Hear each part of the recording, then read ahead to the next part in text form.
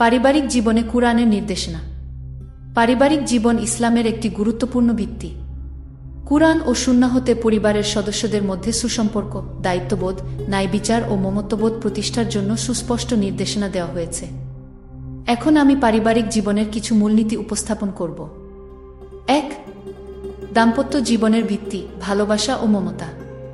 কুরআনে স্বামী স্ত্রীর সম্পর্ককে পারস্পরিক ভালোবাসা ও মমতার মাধ্যমে সংজ্ঞায়িত করা হয়েছে। আর তার নিদর্শনাবলীর মধ্যে রয়েছে যে তিনি তোমাদের জন্য তোমাদের মধ্য থেকেই তোমাদের সঙ্গিনীদের সৃষ্টি করেছেন, যাতে তোমরা তাদের কাছে শান্তি পাও, এবং তিনি তোমাদের মধ্যে ভালোবাসা ও দয়া সৃষ্টি করেছেন। সূরা আর-রুম। ২. সন্তানের প্রতি দায়িত্ব। সন্তানের অধিকার, সন্তানের লালন পালন, শিক্ষাদীক্ষা ও আধ্যাত্মিক বিকাশের দায়িত্বের উপর অর্পিত। হে মুমিনগণ, তোমরা নিজেদের ও তোমাদের পরিবার পরিজনকে জাহান্নামের আগুন থেকে রক্ষা করো।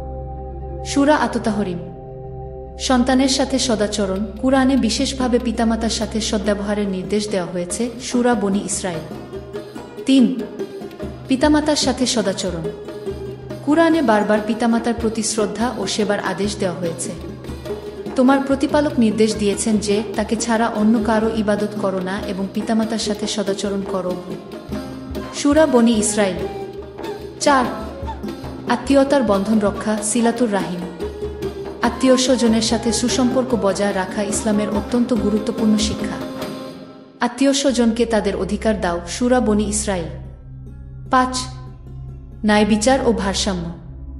বহু বিবাহের ক্ষেত্রে কুরআনে শর্তারোপ করা হয়েছে। তোমরা যদি আশঙ্কা করো যে এতিম মেয়েদের সাথে ন্যায়বিচার করতে পারবে না, তবে তোমরা অন্য নারীদের মধ্যে থেকে ২, ৩ বা ৪ জনকে বিয়ে করো। কিন্তু যদি আশঙ্কা কর যে ন্যায়বিচার করতে পারবে না, তবে একজনকেই বিয়ে কি। সূরা আন-নিসা। ৬. পরিবারের শান্তি ও সমঝোতা।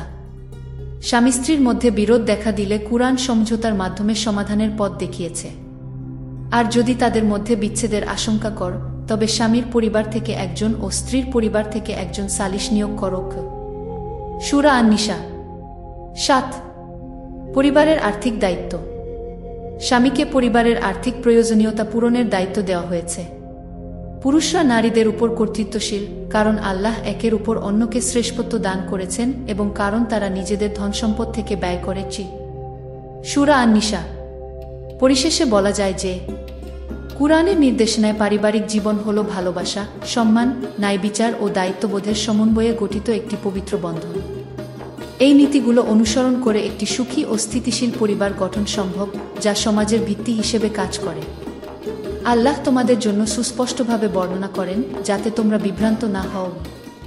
সূরা আন-নিসা।